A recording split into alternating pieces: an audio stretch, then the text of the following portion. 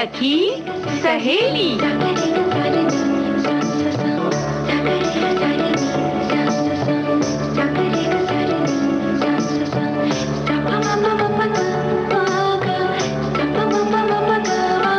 सखी सहेली।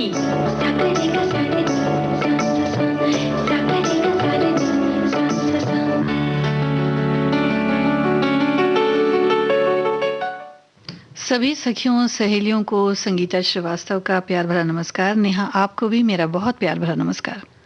संगीता जी, आपको मेरा नमस्कार और सभी सखियों सहेलियों और सखी सहेली सुनने वालों को मेरा नमस्कार। नमस्कार। और नेहा, सखियों को इंतजार होता है कि हर दिन जब हम सखी सहेली कार्यक्रम पेश करते हैं तो क्या खास लेकर आते हैं उनके लिए। तो आज क्या क्या खास है? भैया, आज बहुत कुछ खास है क्योंकि आज सबसे पहले तो बात होने वाली है, हम लोग बात करने वाले भारतीय स्वतंत्रता सेनानी कमला देवी चट्टोपाध्याय की। और भी कुछ खास है। अंतर्राष्ट्रीय इंटरनेट दिवस भी है आज। और हम बात करेंगे ईंधन की बचत के ऊपर भी, और साथ ही साथ विश्व सोरायसिस दिवस भी है। तो ढेर सारी बातें होने वाली हैं जी। और शुरुआत भी जल्दी से कर लेना चाहिए ना? बिल्कुल कर लेना चाहिए। तो सखियों को ये बता दें कि आज कमला देवी चट्टोपाध्याय जो भारतीय स्वतंत्रता सेनानी रही, 29 अक्टूबर को आज उनकी पुण्यतिथि है। तो कमला देवी चट्टोपाध्याय एक समाज सुधारक होने के साथ साथ एक स्वतंत्रता सेनानी भी थी। और आज उनकी, जैसा हमने बताया, उन्होंने आखिरी सांसें ली आज के दिन 29 अक्टूबर सन 1988 को। कमला देवी चट्टोपाध्याय के पति थे मशहूर अंग्रेजी लेखक, अदाकार और संगीतकार हरेंद्र नाथ चट्टोपाध्याय। कमला देवी चट्टोपाध्याय के ससुराल में उनकी नंद यानी हरेंद्र नाथ चट्टोपाध्याय की बहन सरोजनी नायडू का भी खासा प्रभाव था। कमला देवी चट्टोपाध्याय के जीवन पर उनका बहुत प्रभाव पड़ा जी। बिल्कुल, क्योंकि सरोजनी नायडू जो भारतीय स्वतंत्रता संग्राम और समाज सुधार के कार्य में बढ़ चढ़ कर हिस्सा लिया करती थी, तो प्रभाव तो पड़ना ही था। और कमला देवी चट्टोपाध्याय स्वतंत्रता सेनानी होने के साथ साथ भारतीय हस्तकला के क्षेत्र में भी नव जागरण लाने वाली भारतीय महिला थी। उन पर महात्मा गांधी के विचारों का भी काफी प्रभाव था। कमला देवी चट्टोपाध्याय को सबसे अधिक भारतीय स्वतंत्रता आंदोलन में योगदान के लिए स्वतंत्र भारत में भारतीय हस्तशिल्प, हस्तकरघा और कला क्षेत्र में प्रेरणा शक्ति के लिए और इसमें सहयोग और अगुवाई करके भारतीय महिलाओं के सामाजिक आर्थिक स्तर के उत्थान के लिए भी याद किया जाता है। उन्हें समाज सेवा के लिए 1955 में पद्म भूषण से अलंकृत भी किया गया था जी। और कमला देवी ने आजादी के तुरंत बाद शिल्पों को बचाए रखने का संकल्प लिया और इसकी गुणवत्ता को बनाए रखने में ध्यान दिया। उन्होंने कई पुस्तकें भी लिखी, the awakening of Indian women, uncle Sam empire, towards our national theatre इत्यादि और भी कुछ पुस्तकें थीं जो उन्होंने लिखी। भारत सरकार द्वारा 2017 में अंतर्राष्ट्रीय महिला दिवस के अवसर पर महिला बुनकरों और शिल्पियों के लिए कमला देवी चट्टोपाध्याय राष्ट्रीय पुरस्कार शुरू करने की घोषणा की। इन्हें 1966 में रेमन मैग्सेसे पुरस्कार और 1987 में पद्म विभूषण पुरस्कार से भी सम्मानित किया गया। हम आज के दिन स्वतंत्रता सेनानी कमला देवी चट्टोपाध्याय की स्मृति को नमन करते हैं। बिल्कुल। भाई रे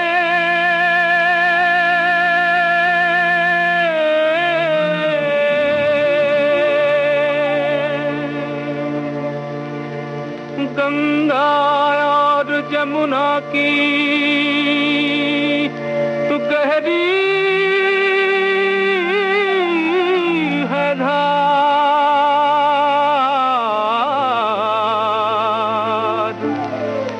आगे या पीछे सबको जाना है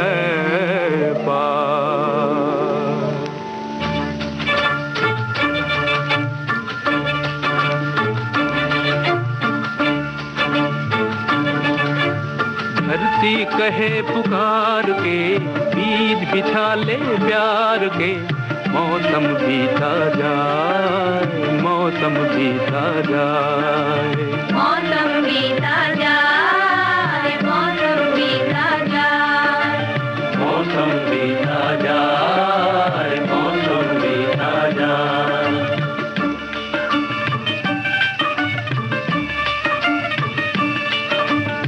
अपनी कहानी छोड़ जा, कुछ तो निशानी छोड़ जा, कौन कहे इस ओर तू फिर आए न आए।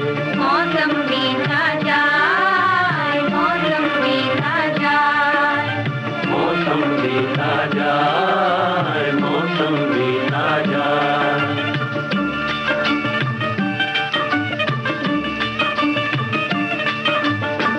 तेरी राह में कलियों ने नैना बिछाए, डाली डाली कोयल काली तेरे गीत गाए, तेरे गीत गाए। अपनी कहानी छोड़ जा, कुछ तो निशानी छोड़ जा, कौन कहे तू फिर आए ना आए। मौसम बीता जाए, मौसम बीता जाए,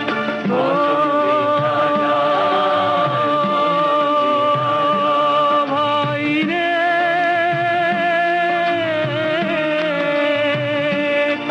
नीला अंबर मुस्काए, हर सांस तराने गाए, हाय तेरा दिल क्यों मुरझाए। बनती बंसी पे तू भी कोई धुन बजा ले भाई, तू भी मुस्कुरा ले। अपनी कहानी छोड़ जा, कुछ तो निशानी छोड़ जा, कौन कहे इस ओर तू फिर आए न आए। आए रे भाई रे,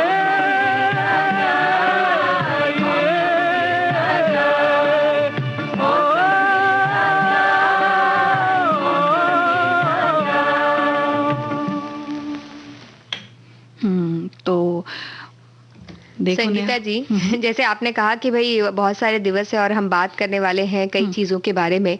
इंटरनेट दिवस, इंटरनेट कितना खास है, क्योंकि बहुत सारे हमारे सभी श्रोता और सखियां सब हमसे जुड़ रहे हैं इंटरनेट के माध्यम से हमारे पास।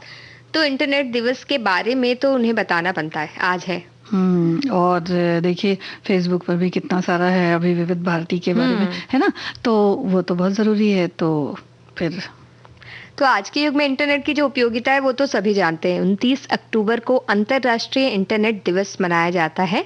29 अक्टूबर 1969 को इंटरनेट की शुरुआत हुई और वर्ष 2005 से ये ऐतिहासिक दिवस हर साल मनाया जाने लगा। इंटरनेट हम सभी जानते हैं कि संचार के साधन को सुगम बनाता है। 1969 में पहला विद्युतीय या इलेक्ट्रॉनिक मैसेज एक कंप्यूटर से दूसरे कंप्यूटर पर हस्तांतरित किया गया था, या कह सकते हैं कि भेजा गया था। जी, और ये हुआ था सर्वप्रथम अमेरिका में सेना के लिए ये तैयार किया गया था ताकि सूचना का आदान प्रदान किया जा सके। चार्ली क्लाइन का नाम इसमें आता है कि उन्होंने 29 अक्टूबर सन 1969 को पहली बार इलेक्ट्रॉनिक संदेश प्रेषित किया।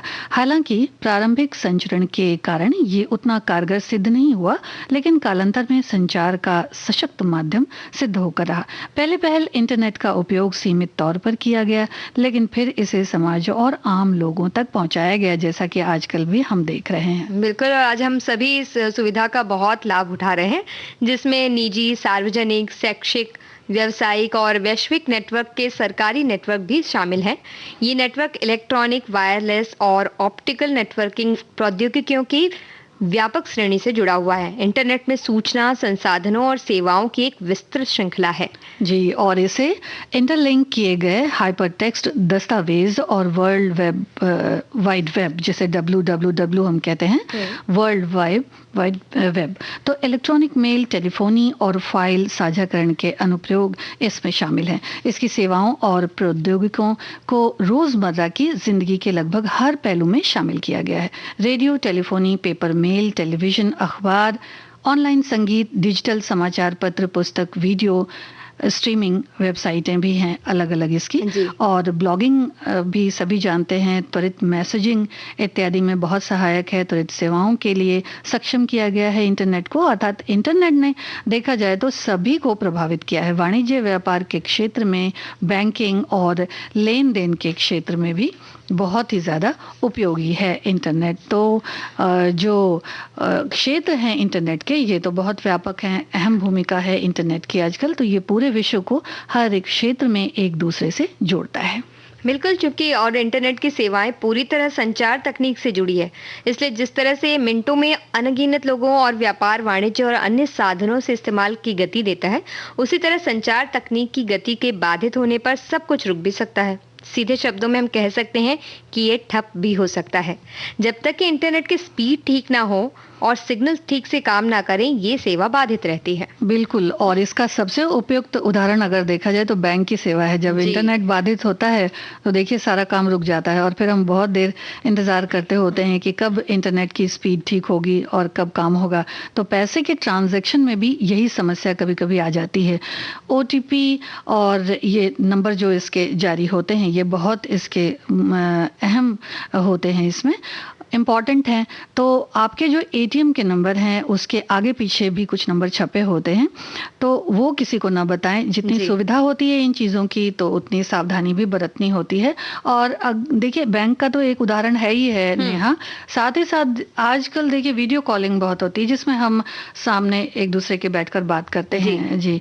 चाहे कहाँ भी आपको बात करना है, देश विदेश, तो आप बात कर सकते हैं। इसमें भी ऐसा ही होता है कि जब तक ये इंटरनेट की स्पीड ठीक रहती है, सेवा ठीक रहती है, बाधित नहीं होती है, तब तक तो हम लोग बहुत अच्छी तरह से बात करते हैं। लेकिन उसके बाद क्या हो जाता है कि अगर जरा भी ये बाधित हुई इंटरनेट की जो सेवा है, हाँ गति, तो फिर वो तुरंत का तुरंत ही वो मोबाइल से वो चेहरा भी चला जाएगा और बातें भी वही की वही रह जाएंगी। तो ये इंटरनेट की कह सकते हैं कि इंटरनेट की मर्जी पर निर्भर करता है कि हम कब तक एक दूसरे को देखकर बातें कर सकते हैं वीडियो में और कब नहीं कर सकते हैं। लेकिन इंटरनेट की वजह से हम बड़ी जल्दी आसानी से एक दूसरे के साथ जुड़ जाते हैं। बहुत से ऐसे संदेश होते हैं जो हमें तुरंत किसी तक पहुंचाने होते हैं। जैसे हमारे कई श्रोता होते हैं, जैसे हम अब थोड़ी देर पहले जो प्रोग्राम होता है KBKG जैसा, तुरंत सवाल पूछा, तुरंत जवाब आ गए, तो तुरंत लोग हमसे जुड़ जाते हैं। तुरंत हमें पता चल जाता है कि क्या चीजें अच्छी लग रही हैं, कौन सी चीजें वो सवाल का जवाब देते हैं। तो ये सारी चीजें बड़ी अच्छी लगती हैं कि तुरंत तुरंत सारी बातें हमें पता चल जा रही हैं। बिल्कुल, और इंटरनेट तो देखिए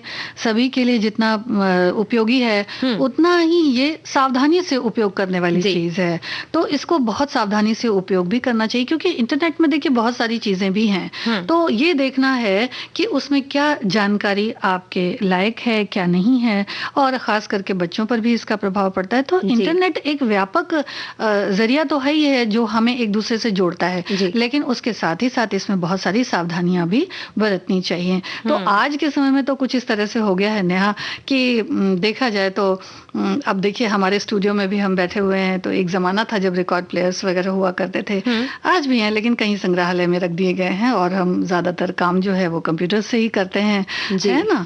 तो ये चीजें हैं, तो इंटरनेट की जो सुविधा है उसका लाभ तो है, लेकिन लाभ तो है। हाँ, तो हर चीजों के दो पहलू होते हैं, लाभ भी है और हानि भी है। वही है कि हम क्या अगर उससे किसी चीज से हम ज्ञान प्राप्त करना चाहते हैं या किसी चीज का परेशानी भी हो सकती है, नुकसान भी हो सकता है, वही है कि हम किस तरह से किसी चीज का उपयोग करते हैं। जी, जैसा कि अभी देखिए मैंने बताया कि OTP वाला जो बात है वो जो बात है उसमें कई बार हम लोगों को ये भी सुनने को आता है कि पैसे बैंक से निकल जाते हैं, ये है ना। तो इस तरह की कोई भी जो जानकारी है जो बैंक हमें मुहैया करवाता है, तो उस तरह का कोई भी मतलब नंबर है जो बताया जाता है कि भाई आप इसको शेयर ना करें, तो किसी भी तरह से आपको उसमें हमेशा ध्यान रखना है कि आपको क्या शेयर करना है और क्या नहीं शेयर करना है। इससे बैंक जो है वो बहुत प्रभावित हो सकता है, पैसे भी निकल सकते हैं और दूसरे तरह की हानि हो सकती है।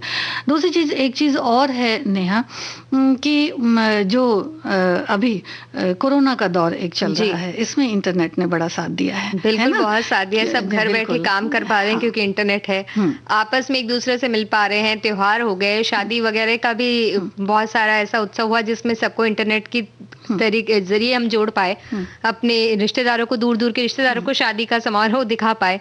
तो ऐसे बहुत सारी चीजों में इंटरनेट ने हमारा बहुत साथ दिया है। हाँ, और साथ ही साथ देखिए शिक्षा कितनी बाधित हो गई, जो बच्चे नहीं जा पाए स्कूल, तो ये भी जरूरी है कि उनकी जो सुविधा है, जो स्कूल जाते हैं, जो पढ़ाई करते हैं, वो बनी रहे।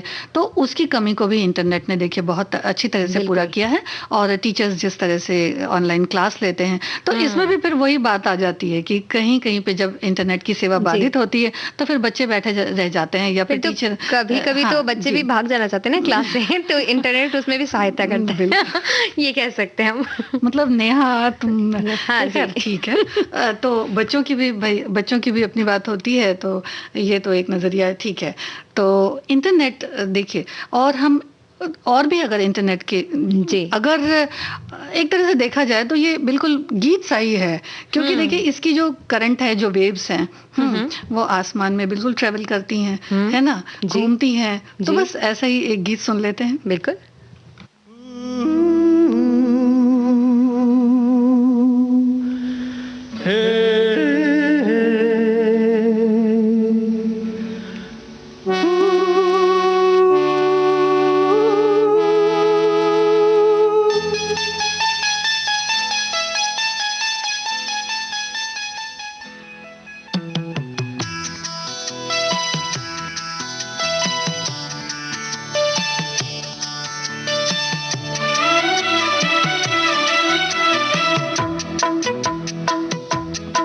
ये ज़मीं गा रही है, आसमां गा रहा है, साथ मेरे ये सारा जहां गा रहा है। ये ज़मीं गा रही है, आसमां गा रहा है, साथ मेरे ये सारा जहां गा रहा है।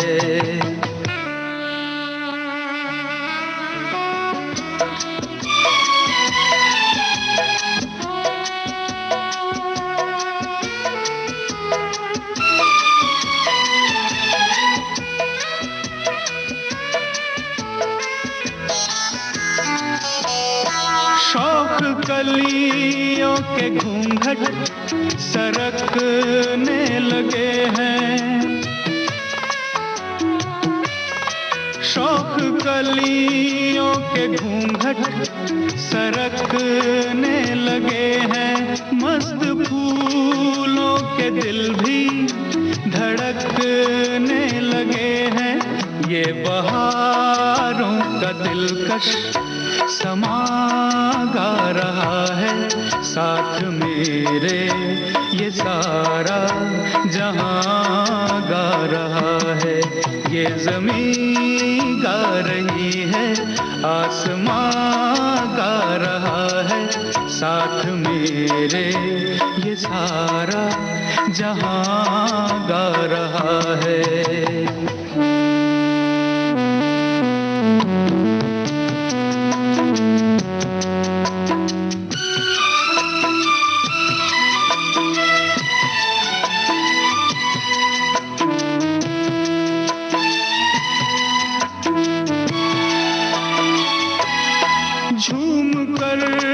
पर्वतों पे घटा छा रही है, झूमकर पर्वतों पे घटा छा रही है। प्यार की उम्र शायद करीब आ रही है, मेरा दिल प्यार की ये दास्तां गा रहा है, साथ मेरे ये सारा जहां गा रहा है। ये ज़मीं गा रही है, आसमां गा रहा है, साथ मेरे ये सारा जहां गा रहा है।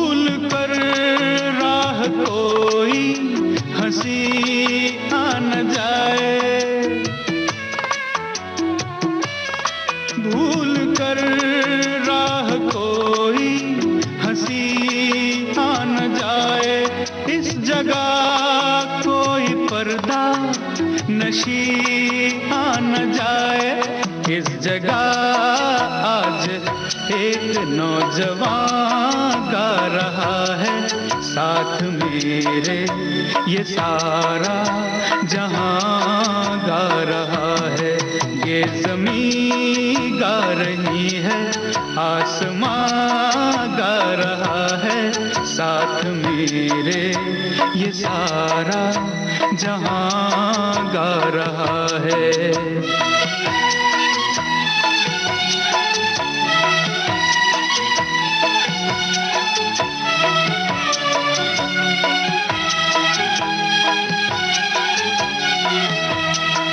ला ला ला ला ला ला ला ला ला ला ला ला।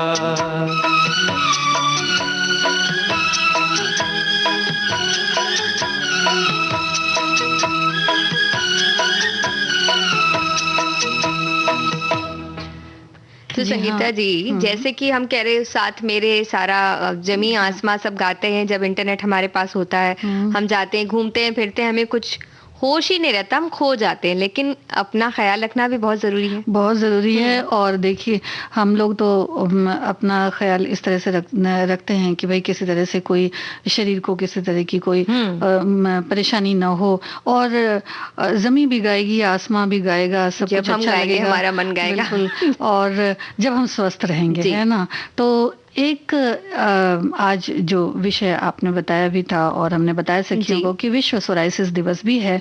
तो सोराइसिस के बारे में मुझे ऐसा लगता है कि हमारी सखियों को जानकारी तो होगी, लेकिन इसके प्रति जन जागरण भी बहुत ज़रूरी है। सोराइसिस एक प्रकार की त्वचा की बीमारी है नेहा, जो आज के दिन को विश्व सोराइसिस दिवस के रूप में मनाया जाता है, जिसमें सोराइसिस से होने वाली त्वचा संबंधी परेशानियों से आगाह किया जाता है। त्वचा में एक प्रकार का इन्फेक्शन इससे होने लगता है। जी, जो ये इन्फेक्शन होता है, इसमें जो होती है हमारे ऊपर की जो चमड़ी होती है शरीर की, वो लाल सी पड़ने लगती है, चक्करते होने लगती है, कह सकते हैं बहुत ज्यादा ही रूखी हो जाती है, इतनी रूखी हो जाती है कि उसमें हमें खुजली होती है और बहुत सारी परेशानियां होती हैं, और उसकी वजह से लाल चक्करते पड़ते हैं तो है ही, बहुत ज्यादा ही सख्त हो जाती है, इतनी ज्यादा सख्त हो जाती है कि वो एक वक्त पे वो फटने लगती है। और जो कह सकते हैं जो पेड़ों के तने जिससे खुरदुरे से होते हैं, उस तरह से हमारी त्वचा हो जाती है अगर हमें सोराइसिस या ऐसी कोई परेशानी होती है तो ये एक ऑटो इम्यून बीमारी है,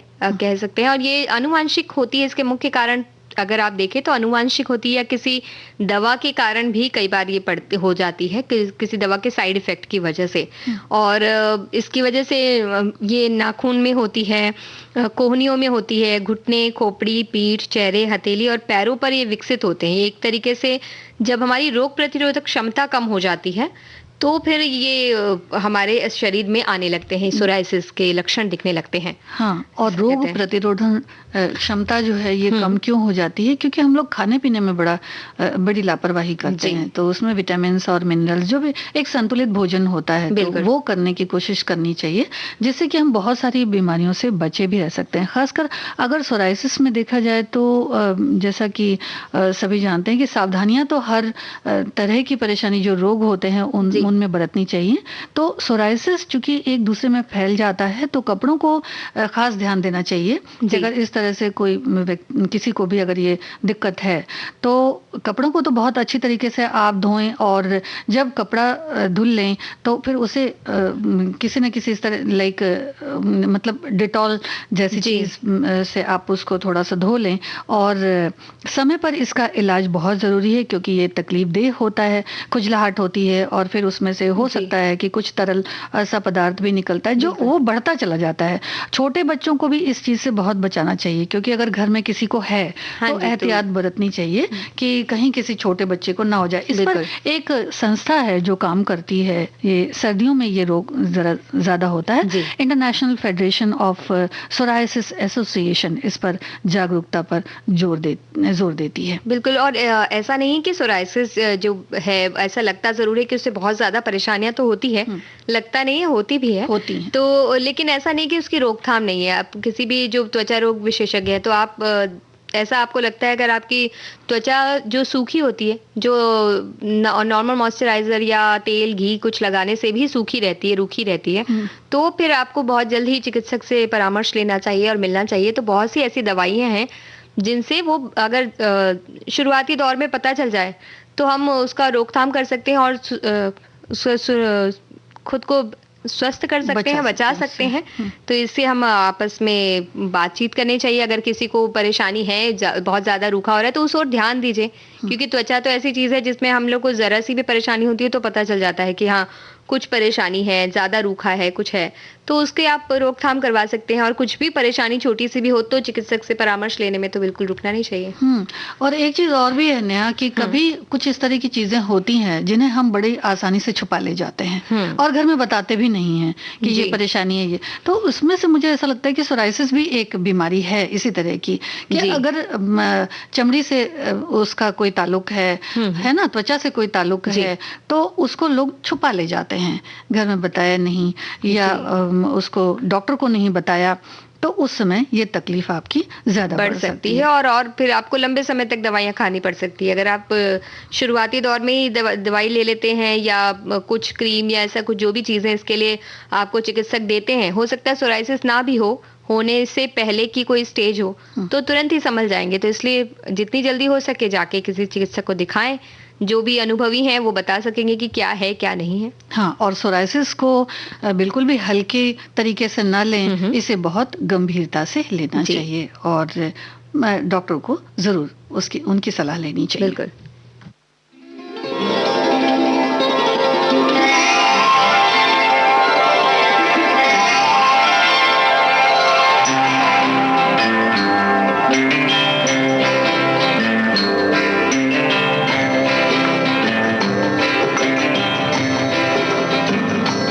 माझी चल, ओ माझी चल,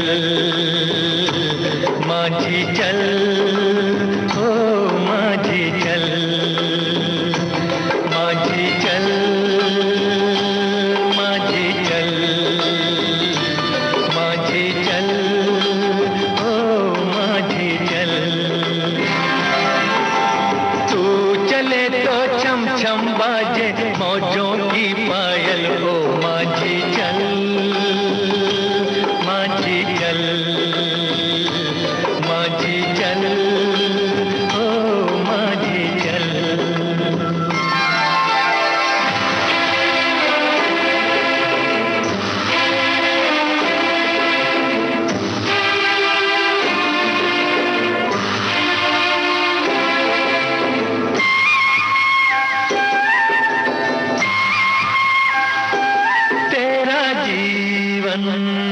नदिया की धार है, तन है नैया, मन पतवार है।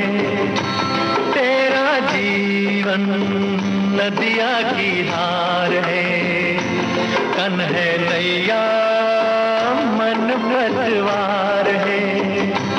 सुन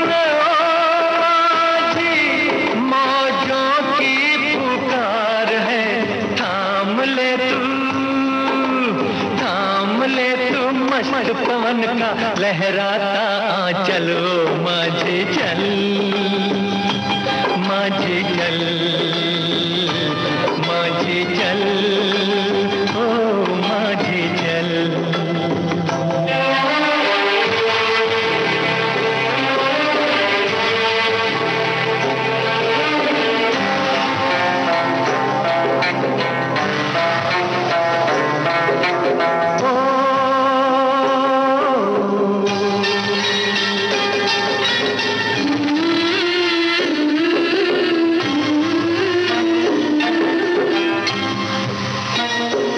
आशाओं से नाता जोड़ दे, ये निराशा के बंधन तोड़ दे।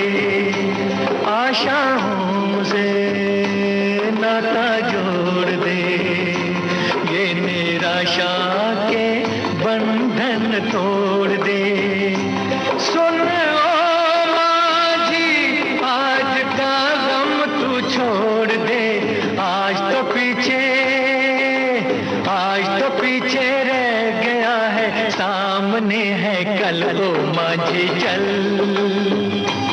माझी चल, माझी चल, ओ माझी चल, माझी चल,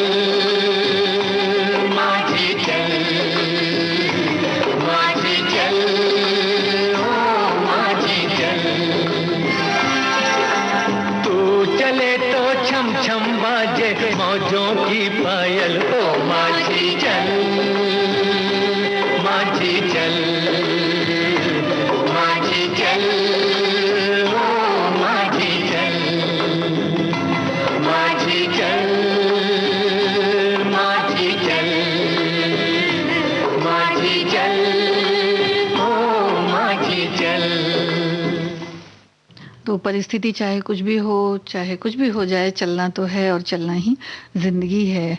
बिल्कुल। और चलते कैसे हम, जब हमारे पास अच्छा खासा ईंधन हो या फिर कह सकते हैं ऊर्जा होती है, तभी हम चल सकते हैं। हाँ हाँ, और बचत तो देखिए हर समय बहुत काम आती है। बिल्कुल। बचत चाहे पैसे की हो चाहे ईंधन की हो, है ना। बचत अगर हम यूं भी अगर पैसे की भी बचत करते हैं तो वो भविष्य के लिए काम आती है। बिल्कुल। तो उसी तरह से ईंधन भी है, मतलब ऐसे पदार्थ जिनका उपयोग वाहनों, मशीनों और कारखानों में ऊर्जा के स्रोत के रूप में किया जाता है।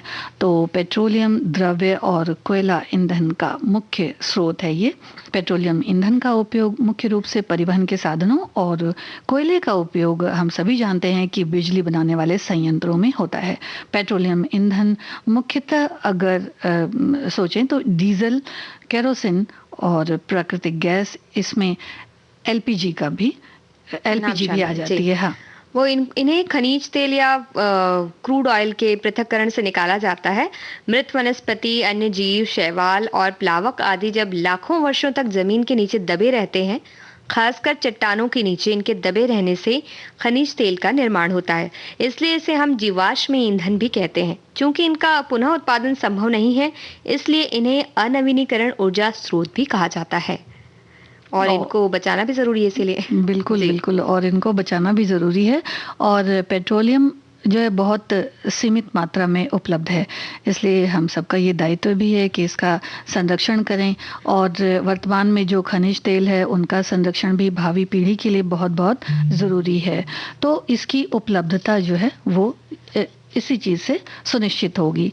पर्यावरण के प्रदूषण से भी हमें बचे रहना है और इस विशेष कार्य के लिए विश्व की कई संस्थाओं द्वारा जन जागरण का कार्य भी किया जा रहा है। ज़मीनी स्तर पर अगर देखें तो इसके लिए हमें सोचना होगा। बढ़ती आबादी, पर्यावरण पर वाहनों द्वारा उत्सर्जन, कार्बन डाइऑक्साइड का खतरनाक असर जो हम देख ही रहे हैं, तो ये सीधे तौर पर हमारी श्वसन प्रणाली पर पड़ता है, यानी रेस्पिरेटरी सिस्टम पर। जी बिल्कुल, इसके गंभीर परिणाम भी देखे गए हैं, क्योंकि हम भी पर्यावरण का हिस्सा हैं। पर्यावरण अगर सुरक्षित है तो हम भी सुरक्षित हैं, अन्यथा हमारे जीवन पर भी इसका प्रतिकूल प्रभाव पड़ेगा। निजी वाहन का उपयोग सतर्कता पूर्वक करना बहुत जरूरी है, और जब हमें बहुत जरूरी हो तभी हम अपने घर से बाहर निकलें, क्योंकि बेवजह की भीड़ से पर्यावरण दूषित होता है, सेहत भी प्रभावित होती है। अपने वाहन की सर्विसिंग समय समय पर करवानी चाहिए, इससे भी प्रदूषण कम होता है और ईंधन भी बचता है, क्योंकि वाहन के सभी पुर्जे ठीक से काम करते हैं तो ईंधन कम उपयोग होता है और इस तरह से हमें बचता है। हाँ। और सर्विसिंग भी इसी वजह से बहुत ज़रूरी होती है। हाँ, कार्बोरेटर वगैरह में देखिए जब कचरा आ जाता है तो कितने धुएं या तकलीफ होती है। तो पब्लिक ट्रांसपोर्ट, बस, ट्रेन, इन सब का हम इस्तेमाल कर सकते हैं, तो उपयोग कीजिए आप। और थोड़ी दूर जाना है तो पैदल जा सकते हैं, थोड़ी और दूर जाना है तो साइकिल का उपयोग ज़रूर करें। और पहले भी देखिए ऐसा होता था नेहा कि हम लोग साइकिलिंग बहुत किया करते थे, इससे सेहत भी अच्छी रहती है और जो कह सकते हैं पर्यावरण की भी सेहत अच्छी रहती है और हमारी भी सेहत अच्छी रहती है और ईंधन भी बचता है। तो साइकिल का उपयोग तो बहुत ज़रूरी है, इसे करना भी चाहिए। और कार्बन डाई का जो उत्सर्जन है, इससे अगर साइकिल हम इस्तेमाल करें या पैदल चलें, अगर थोड़ी दूर जाना है, ज़रूरी नहीं है तो वाहन ना निकालें, तो कार्बन डाइऑक्साइड का उत्सर्जन जो है कम होगा और इससे वातावरण में थोड़ी शुद्धि बढ़ती है, तो हमारी सेहत भी अच्छी रहती है।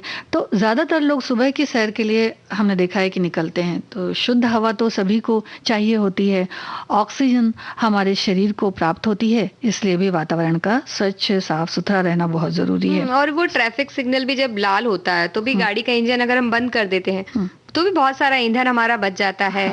और बहुत सारा जो प्रदूषण होने की भी जो क्रिया है वो भी रुक जाती है। हाँ, इसमें देखिए होता क्या है कि कभी कभी तो जहाँ लाल बत्ती होती है सिग्नल पे हम रुकते हैं, तो अगर थोड़ा समय है तो ठीक है, जी। लेकिन अगर बहुत ज्यादा समय तक, थोड़ी जी। देर, मिनट तक रुकना है, 60 सेकंड तक लंबे रुकना, समय तक हाँ, रुकना है तो लंबे हम समय रख तक सकते रुकना हैं। है तो आप फिर उसको उस हिसाब से इस्तेमाल कर सकते हैं। और जी। साथ ही गाड़ी के टायर में भी अगर हम उच्च दबाव रखते हैं, गाड़ी को मध्यम गति से हम चलाते हैं, तो इससे भी ईंधन संतुलित मात्रा में खर्च होता है। बिजली की भी बचत कर सकते हैं, इससे कोयले का संरक्षण होता है। इनमें बड़े प्लांट्स वाले उद्योग, ऐसे जरूरी जगहों पर कोयले का इस्तेमाल हो पाएगा। कमरे को गर्म और ठंडा रखने के लिए हम, जब ठंड आ रही है तो कुछ हीटर वगैरह का उपयोग होता है, तो इनका भी उपयोग जब ज़रूरी है तब करें, जब ज़रूरी नहीं है तो ना करें।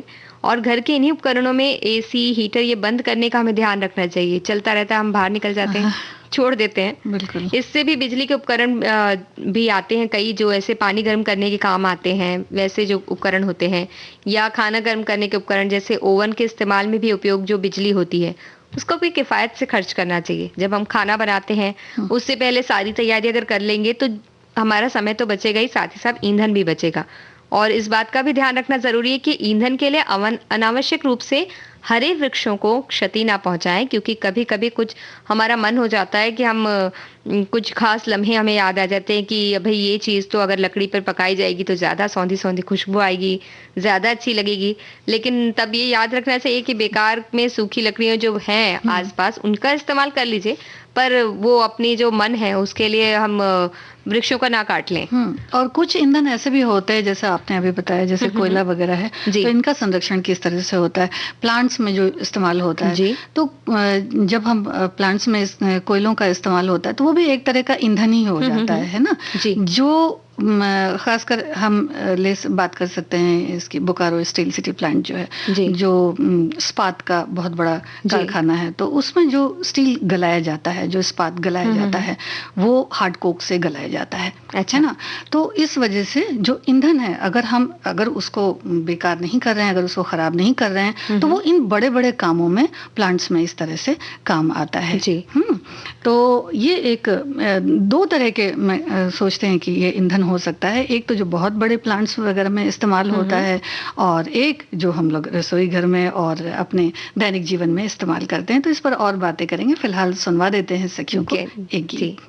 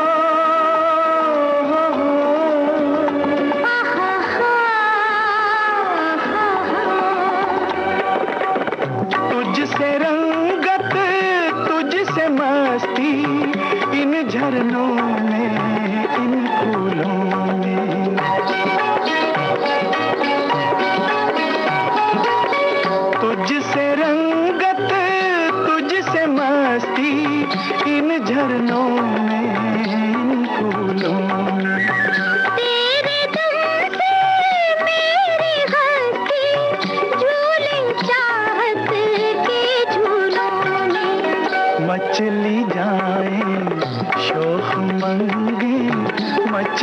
छाएं शोख मंगे, दो बाहों का हार पुकारे। आजा आजा रे तुझको मेरा प्यार पुकारे हो।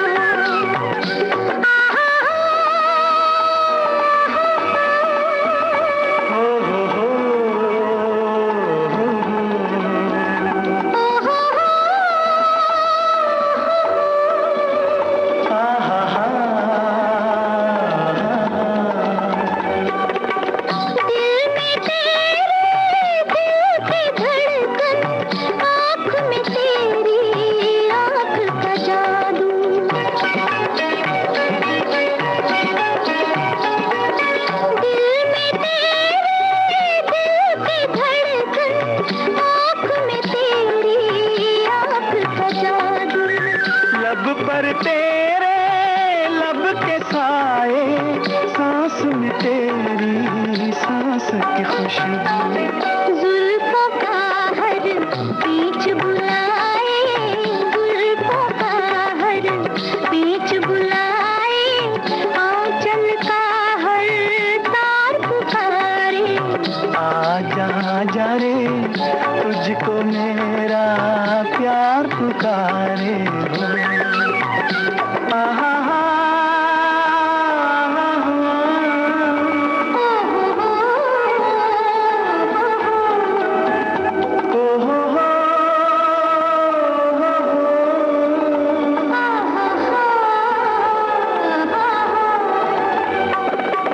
लाख बलाएं सर पर टूटे, अब ये सुहाना साथ न छूटे।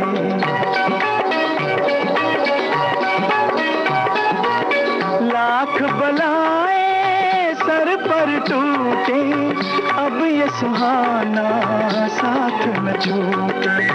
तन से चाहे जा छूट जाए, हाथ से तेरा हाथ न छूटे।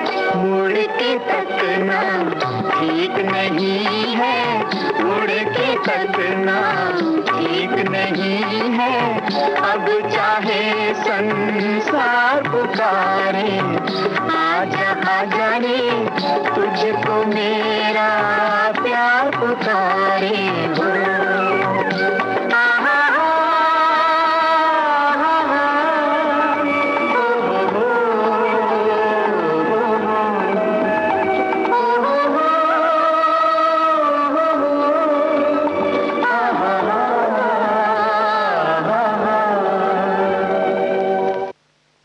तो संगीता जी चाहे जो भी कहें, जो हमने बात तो कही कि भाई कभी कभी मन होता है सौंधी सौंधी खुशबू में कुछ पक जाए और खाएं, लेकिन वही जब ये गाना चला था तो पुराना प्यार या कह सकते हैं वो जो अंगीठी में पकी हुई चीजें रहती है वो याद आ गई, क्योंकि जब कहते हैं क्या कहते हैं उसको, लिट्टी चोखा भी बनता है। बिल्कुल लिट्टी चोखा बनता है, बैगन का भरता बनता है ना। तो देखिए अब सुन के भी कैसा आनंद आने लगा। हमारी सखियां जो सुन रही होंगी, हमारे श्रोता जो सुन रहे होंगे, सबको भी ये आनंद आ गया होगा, स्वाद भी आ जाता है। वो सुनते साथ ही ना ऐसे सौंधी सौंधी खुशबू अपने आप आ जाती है। तंदूरी रोटी याद, हाँ देखिए आप और याद दिला रही हैं, इस तरह से याद दिलाएंगी तो कार्यक्रम कैसा होगा, मुंह में पानी आ जाएगा तो बोलूंगी कैसे मैं। लेकिन ये सारी चीजें याद आ जाती, कभी कभी करना भी चाहिए ऐसा कुछ, क्योंकि वो सौंधी खुशबू जो है वो हमें याद आती है तो हमें बड़ा अच्छा लगता है। लेकिन अब तो हमारी कई सखियां हैं जिन्हें उज्ज्वला योजना का लाभ मिल रहा है, घर घर पहुंच गई उज्ज्वला योजना। तो बहुत सारी जो जरूरत थी जिन्हें उस वक्त जब ये योजना नहीं थी, तब उन्हें लकड़ी जलानी पड़ती थी, धुएं से आंखें उनकी परेशान होती थी, वो सारी चीजों से उन्हें मुक्ति मिल गई। जो कभी कभी हम करते हैं तो शौक के तौर पर करते हैं जी, लेकिन जो एक मजबूरी होती है वो एक अलग चीज होती है, तो वो उससे उन्हें निजात मिल गया। लेकिन ये सारी चीजें भी कभी कभी करनी चाहिए। बिल्कुल करनी चाहिए, लेकिन इस बात का ध्यान रखना चाहिए जरूर नेहा हम सभी को कि जब हमें इस तरह का कुछ मन हो, भाई कुछ अलग करने का, या आज इस तरह से अंगीठी में खाना पकाने का मन है, तो उस समय ये जरूर ध्यान देना चाहिए कि जो सूखी लकड़ियां होती हैं, हाँ जो बेकार हो जाती जी, हैं जी, जी। तो उन्हीं से अगर हम अंगीठी जलाएं या कुछ इस तरह का कुछ अलग पकाएं और पिकनिक की बातें करें तो फिर अच्छा है ना। और हरे पेड़ जो होते हैं उनको बिल्कुल ना काटा जाए, बल्कि देखिए हरे पेड़ को ज्यादा से ज्यादा लगाना चाहिए। वो इस वजह से कि उससे भी हमें बहुत सारा जो वातावरण का इलाका होता है वो स्वस्थ होता है, स्वच्छ होता है ना। और एक चीज और है नेहा कि ईंधन को बचाने में ये बात तो बिल्कुल ठीक है कि सभी का हाथ है, हमें इस बारे में ज़रूर सोचना चाहिए। लेकिन ज़्यादातर मुझे ऐसा लगता है कि सखियां इससे बहुत ताल्लुक़ रखती हैं कि जो मिक्सर है, आटा सानने की मशीन है, ये जो मशीनें हैं जो हम लोग इस्तेमाल करते हैं, तो कभी कभी सिलबट्टे का भी प्रयोग किया जाना बिल्कुल। और सिलबट्टे की चटनी तो बड़ी अच्छी लगती है। मुझे लगता है कि सखियां हमारी बिल्कुल ध्यान रखती होंगी, कई बार वो बनाती होंगी सिलबट्टे पे चटनी। और सखियां ये भी ध्यान देती हैं कि किस किस चीजों में हमें बचत करनी चाहिए। तो यहाँ बिजली की बचत हो रही है ना। बिजली की बचत हो रही है, फिर स्वाद अलग आ रहा है, तो उसका एक अलग ही तारीफ भी होती है ना साथ ही साथ। तो और थोड़ी एक्सरसाइज भी हो जाती है। तो निर्भर करता है कि आपके पास, लेकिन एक बात ये भी है ना कि आपके पास कितना समय है ना? कुछ जो काम करने जाती हैं हमारी सखियां, तो उनको बिल्कुल समय से निकलना पड़ता है। कभी कभी ये होता है कि भाई थोड़ा समय है, ज्यादा समय नहीं है, तो उस खाना बनाते हुए मान लीजिए देर हो गई, तो भी अब सिलबट्टे में चटनी पीसने बैठेंगे तो फिर उस वक्त तारीफ की वजह से कुछ और भी मिल सकता है, डांट भी मिल सकती है। डांट भी मिल सकती है। तो इसलिए जल्दी जल्दी जब समय नहीं है तब तो शौक सारे किनारे रख दिए जाते हैं। तो एक साथ बैठकर देखिए अगर खाना भी खाया जाए तो ईंधन की बचत होती है, क्योंकि देखिए खाना क्या होता है, गर्म करना पड़ता है। तो ये भी बात सही है कि कौन उस वक्त घर में है कौन नहीं है, लेकिन अगर ये है एक ऐसा समय है जिस समय सब लोग जैसे दोपहर में आ जाते हैं, पास ही आपका कार्यालय है और अगर आ जाते हैं साथ तो सब साथ भोजन करेंगे, तो उसमें भी ईंधन जो है वो काफी बचता है। मतलब ईंधन तो बचता ही है, साथ ही साथ रिश्ते मजबूत होते हैं। कहते हैं ना तो साथ में बैठकर अगर आप खा रहे हैं तो बहुत रिश्ते मजबूत होते हैं, तो डबल फायदा है। तो ईंधन जो है वो ज्यादा से ज्यादा हमें ये कोशिश करनी चाहिए कि किस तरह से हम उसे बचा सकते हैं। और खाना भी अगर बार बार गर्म किया जाए तो उसके बहुत सारे गुण नष्ट हो जाते हैं, कहा जाता है। तो ईंधन भी हमारा बर्बाद हो रहा है, फिर गुण भी नष्ट हो रहे हैं, रिश्ते भी थोड़े थोड़े ऐसा लगता है कि धीरे धीरे काम भी बढ़ जाता है ना। थोड़े थोड़े करके सबके लिए खाना आप करते जा रहे हैं तो धीरे धीरे काम बढ़ता है, समय बढ़ जाता है, आराम का समय नहीं मिलता है, चिड़चिड़ाहट होती है। तो बहुत सारी चीजें बच सकती हैं ईंधन की बचत से, समय की बचत हो जाती है। तो हमारी सखियों को देखना है कि क्या क्या जो है वो साथ में हो सकता है। सौर ऊर्जा से जितने भी उपकरण हम चलाते हैं सभी जानते हैं कि उसका उपयोग भी हम कर सकते हैं। देखिए सौर ऊर्जा से चलने वाले बहुत सारे उपकरण आज मार्केट में हैं, बाजार में हैं। तो कुछ बिजली के उपकरण जिसमें कि कुछ सौर ऊर्जा के बाद या कुछ तो सौर ऊर्जा से भी चलते हैं, कुछ क्या बहुत कुछ चलते हैं और बड़े बड़े प्लांट्स भी चलते हैं। और एक कुछ घर में अगर घर की बात की जाए तो कुछ एक खास तरह के बल्ब आते हैं, ट्यूबलाइट्स आती हैं जिनकी रोशनी बहुत अच्छी होती है नेहा, है ना। ऐसा नहीं है कि अगर उनमें बिजली कम खर्च हो रही है तो रोशनी भी कम हो, ऐसा नहीं होता है। ट्यूबलाइट्स कुछ हैं, कुछ बल्ब्स ऐसे हैं जिनकी रोशनी अच्छी होती है, कम बिजली उसमें लगती है, बिजली की बचत होती है। तो इस तरह के कुछ उपकरण हैं जो आप इस्तेमाल कर सकते हैं। और कुछ उपकरण तो ऐसे हैं जैसे हेयर ड्रायर वगैरह हम लोग इस्तेमाल करते हैं, तो उनका भी सीमित तौर से अगर हम इस्तेमाल करें तो क्या ही अच्छा होगा। इलेक्ट्रॉनिक डिवाइसेस जो हम इस्तेमाल में लाते हैं, कंप्यूटर हो गए, लैपटॉप हो गया, टैब जो बड़े होते हैं, मोबाइल हो गए, इनके इस्तेमाल में भी सावधानी बरतनी चाहिए। और इस विषय में हम बार बार बात भी करते रहते हैं अपने इस कार्यक्रम में। तो ज़रूरत ना होने पर इन गैजेट्स को, ये जो आपके पास चीज़ें हैं, इनका उपयोग पहली बात तो सीमित कर लें तो बहुत अच्छा है। बिल्कुल। और ऐसा भी होता है कि इनके ज़्यादा उपयोग से आप लोगों से कटने, इसकी कई उपयोग, ज़्यादा उपयोग की कई परेशानियां भी हैं, उनके बारे में भी समय समय पर हम बात करते हैं कि पूरे टाइम आप अगर स्क्रीन पर बने रहते हैं तो आपकी आंखें प्रभावित होती हैं, आपकी जो, क्योंकि बैठकर ज़्यादातर इनका इस्तेमाल होता है। कई बार इस तरह से बैठा जाता है कि हमारे जो शरीर जिस तरह से होना चाहिए वैसा नहीं होता, हम टेढ़े तरीके से बैठते हैं या बहुत ज़्यादा झुक जाते हैं कई बार, तो हमारे पीठ में दर्द और इस तरह की बहुत सारी परेशानियां आती हैं। मोबाइल वगैरह के भी ज़्यादा इस्तेमाल से जो टाइप उपभोग करते हैं, उसकी वजह से भी हड्डियों की कई परेशानियां होती हैं, जिसके बारे में हमने कई बार समय समय पर इस कार्यक्रम में भी बातें की हैं। हाँ, और ये तौर तरीके जब जी। हम लोग अपनाते हैं तो इन चीजों को जब हम इस्तेमाल करते हैं हाँ तो जी। उसमें ये तो जरूर देखना चाहिए कि उसका हमारे ऊपर क्या असर पड़ रहा जी। है ना। तो बहुत सावधानी की जरूरत है। और इंटरनेट तो देखा जाए तो व्यापक जानकारी आजकल है, जैसा कि अभी आज अंतर्राष्ट्रीय जी। इंटरनेट डे है तो हमने इस पर बात भी की। तो काम खत्म होने के बाद हम तो यही गुजारिश करेंगे कि इन चीजों को आप स्विच ऑफ कर दें ध्यान से। बिल्कुल। और आवश्यक ना हो तो इस्तेमाल ना करें।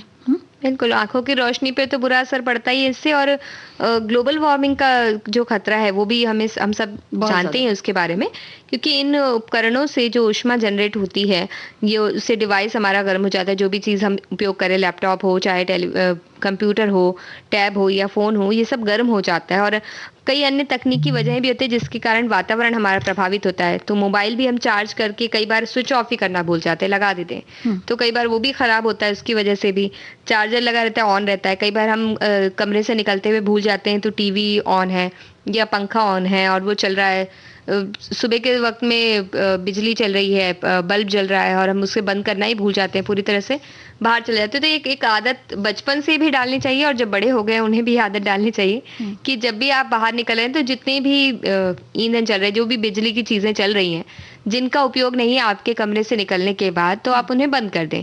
तो धीरे धीरे ये आदत हो जाती है। कई बार ऐसा होता है कि हम बाथरूम जैसी जगह से बाहर निकलते हैं और हम भूल जाते हैं, सारी चीजें ऑन रह जाती हैं, तो उसमें ईंधन लगता रहता है और उसका कोई मतलब नहीं है, उसका कोई काम नहीं आ रहा है वो।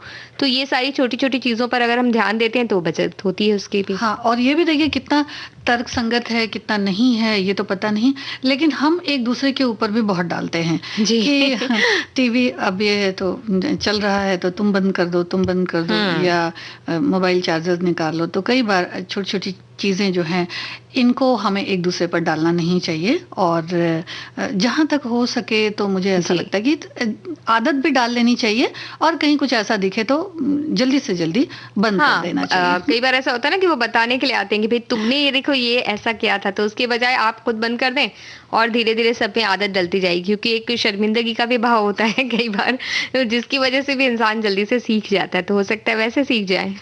तो इस तरह से अगर हम थोड़ी सी सावधानी बरतेंगे तो ये हमारी जो हरी भरी वसुंधरा है, जो इतनी खुशी हमें देती है, जीवन देती है, चाहे इंसान हो, चाहे पशु पक्षी हो, चाहे जानवर हो, जो भी हो, तो इतनी खुशी हमें मिलती है। तो ये हम सबकी जिम्मेदारी भी बनती है।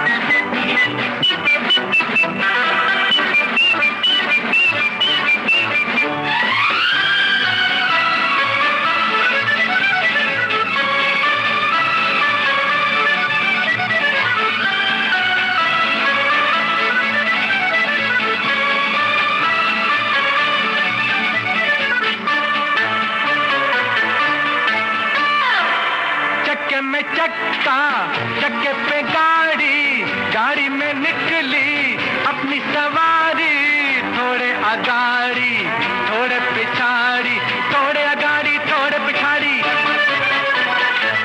चक्के में चक्का, चक्के पे गाड़ी, गाड़ी में निकली अपनी सवारी, थोड़े अगाड़ी थोड़े पिछाड़ी, थोड़े अगाड़ी थोड़े पिछाड़ी।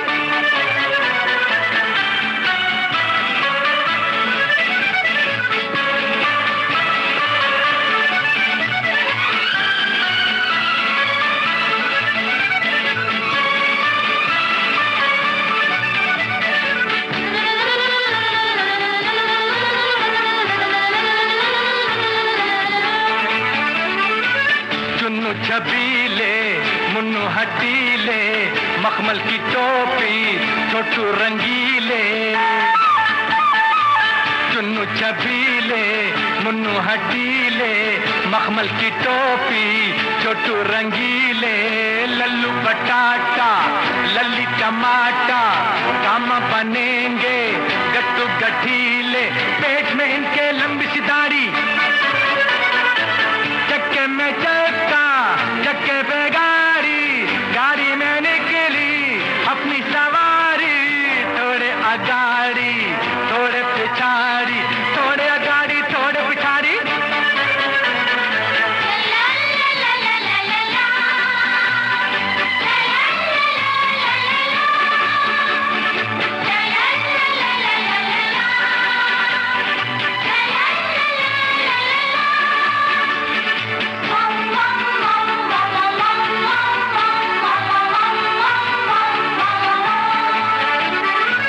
उम्र में कच्चे ये छोटे बच्चे हैं, भोले भाले हैं सीधे सच्चे।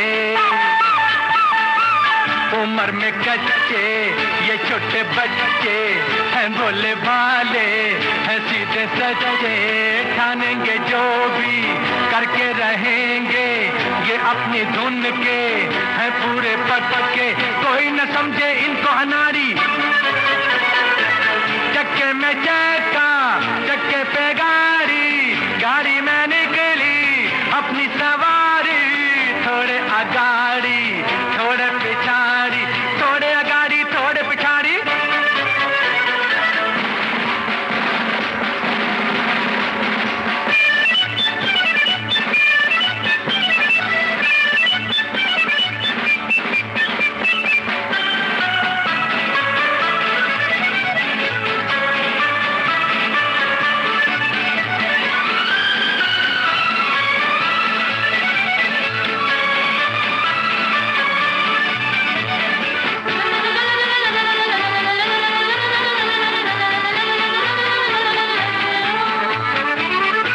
लंबा सफर है, टेढ़ी डगर है, मंजिल है मुश्किल, गिरने का डर है।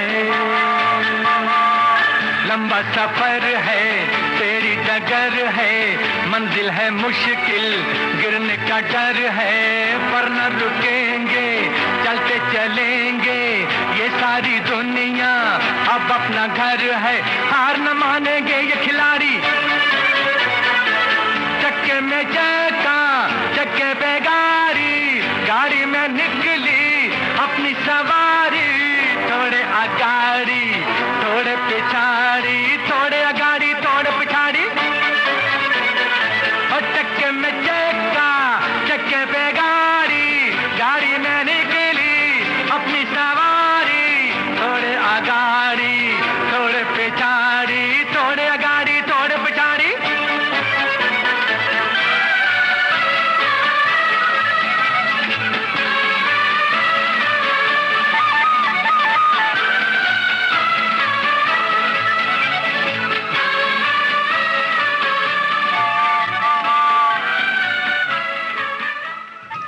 संगीता जी, इस गाने को सुनते सुनते एक बात याद आई। ईंधन की बचत की बात हो रही थी, और जब अभी कोरोना के टाइम में लॉकडाउन रहा, पूरी तरह से बंद रहा सब कुछ, चक्के पे चक्का घर के अंदर बैठा रहा, और हम सब घर के अंदर बिल्कुल चक्का बंद रहे सबके सब, तब पर्यावरण में कितने अच्छे बदलाव देखने मिले, सुखद बदलाव हुए। और इससे समझ में आता है कि जो हम गाड़ियां चला रहे हैं इस तरह से बिना सोचे समझे, प्रदूषण फैला रहे हैं हर तरह का, और उससे प्रकृति किस तरह से प्रभावित होती है। क्योंकि इस वक्त में हमें इतना कुछ अच्छा देखने मिला, सारे जीव जंतु सब बाहर आ गए, हमारे घर के आसपास घूम रहे हैं वो। और आपने भी कई ऐसे जीव जंतु देखे होंगे जिन्हें मोर तो बहुत आए थे। और शुद्ध पानी, साफ पानी जहाँ पर रहता है, वहाँ बहुत सारी चिड़िया पंछी भी आते हैं। तो इस बार कुछ बहुत सारी ऐसी भी बातें देखने को पढ़ने को मिली नेहा, जिनमें कि जो ऐसे पंछी थे जो बिल्कुल भी आते नहीं थे, आया नहीं करते थे, वो भी दिखाई दिए पानी के किनारे। यानी कि या तो जैसे कुछ एक पंछी होते हैं जो पानी में तैर जाते हैं, वैसे भी दिखाई दिए। पढ़ने में ऐसा आया, सुनने में ऐसा आया। बिल्कुल हंस या बगुले की जैसे जो छोटे छोटे होते हैं जो पानी में तैर सकते हैं, वैसे कुछ। और डॉल्फिन्स भी नजर आई हमें, बहुत सारी फोटोज ही देखे क्योंकि हम तो घर पे थे सबके सब। और इसकी वजह से हमें एक चीज तो सीखना चाहिए, क्योंकि अगर हम ऐसे मतलब अभी हमें बंद करने की क्या जरूरत है ताकि जीव जंतु अच्छी तरह से रह सके, पर्यावरण और प्रकृति शुद्ध हो सके? इसके लिए हमें बंद करने की क्या जरूरत है? यानी हमें जागना चाहिए, ये सोचना चाहिए कि हमें बचना। अब जब हम अनलॉक की प्रक्रिया में और बाहर निकल रहे हैं तो हमें इस बात का ध्यान रखना चाहिए कि जैसी प्रकृति सुखद है वैसे सुखद रहे। जी, और देखिए सखी सहेली कार्यक्रम का वक्त अब पूरा होने को चला है जी। तो सभी सखियों को संगीता श्रीवास्तव और नेहा शर्मा का नमस्कार। नमस्कार।